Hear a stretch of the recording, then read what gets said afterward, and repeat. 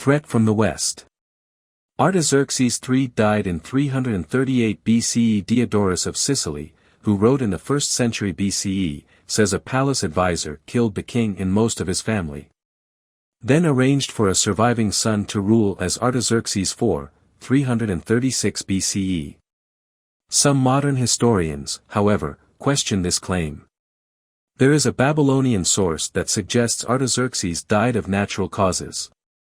His successor, however, was clearly the victim of a palace coup, a quick and violent takeover, in 336 BCE. With his death, Codominus emerged as the new great king. He was a distant Achaemenid family member. The new king took the name Darius III. 330 BCE. By this time, Persia faced a new threat from the Greek world. Macedonia had thrown off Persian rule decades before.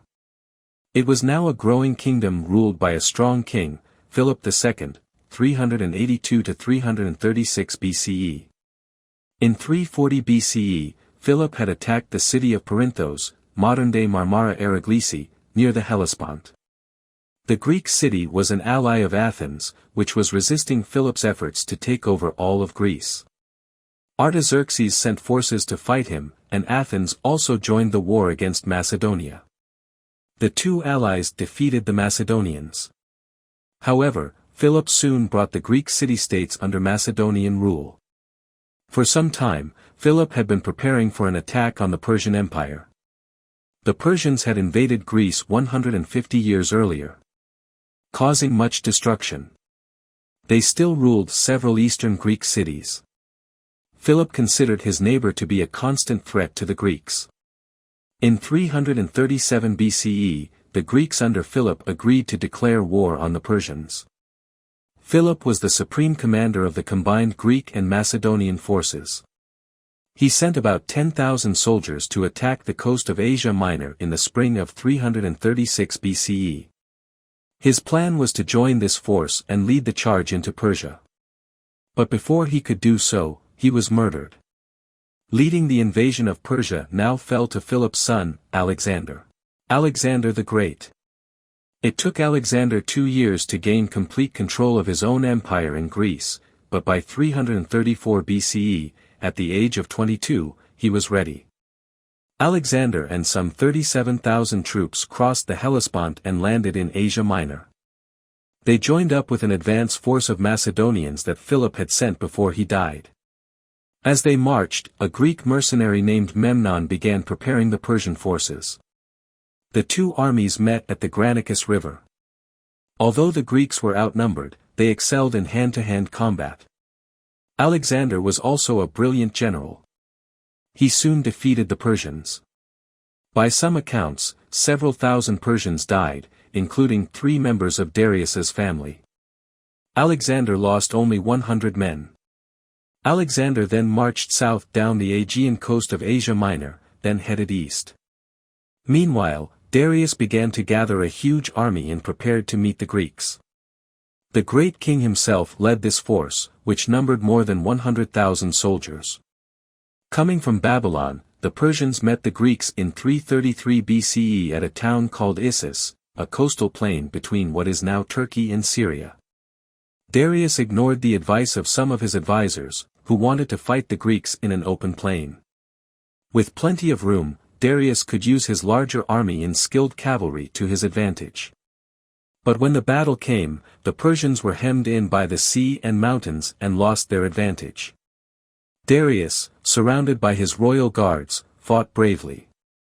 But he realized he could not defeat Alexander and retreated. In the confusion of the battle, members of the Persian royal family were taken prisoner by the Greeks. Darius wrote to Alexander, asking for their return. Alexander refused and told Darius he now considered himself the king of all Asia. The Greeks were not even close to the Persian heartland, but Alexander's words would soon be true.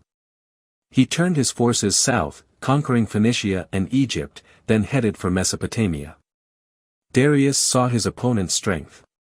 He wrote Alexander a second time, offering money for the safe return of his family. He also said he would let the Macedonian king rule all the land up to the Euphrates River, and Darius would rule east of it. Alexander rejected this proposal. Darius then built another massive army, knowing time was running out to save his empire. In October 331 BCE, the two armies met at Gaugamela, near the city of Arbil in what is now Iraq. Once again, the Greek and Macedonians proved their skill.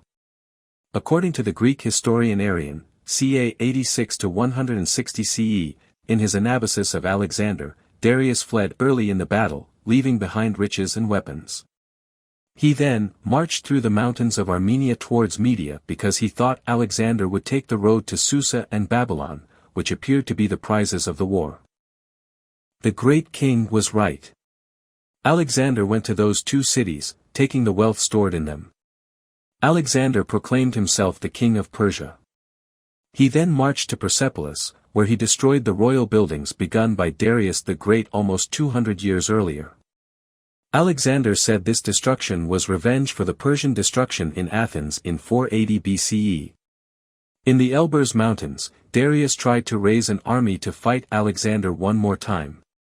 The eastern satraps, however, saw how weak Darius was. In 330 BCE one of them, Bessus, the satrap of Bactria, killed the great king.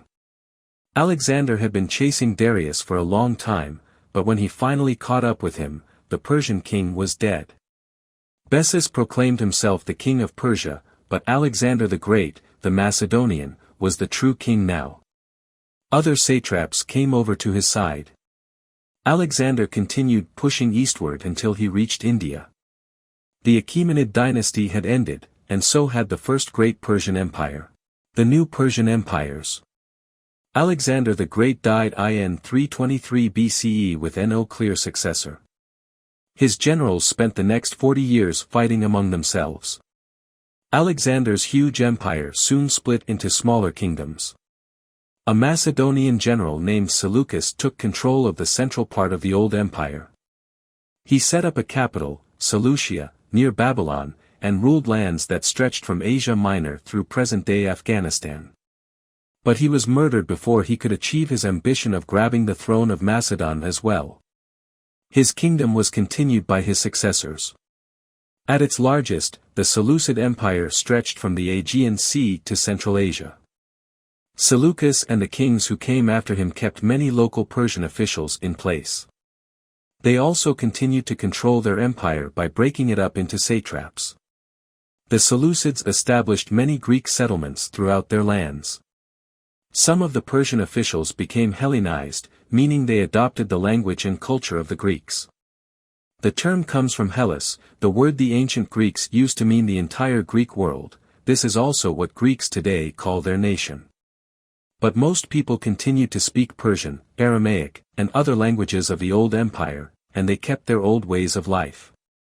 The Seleucid Empire lasted more than 240 years. But it continually lost territory over the years because of wars and rebellions. The Seleucid rulers often battled invading nomadic tribes.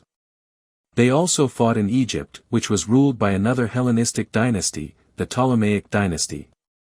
In 246 BCE, another war with Egypt enabled Greek generals to seize power in the Persian satraps of Bactria and Parthia.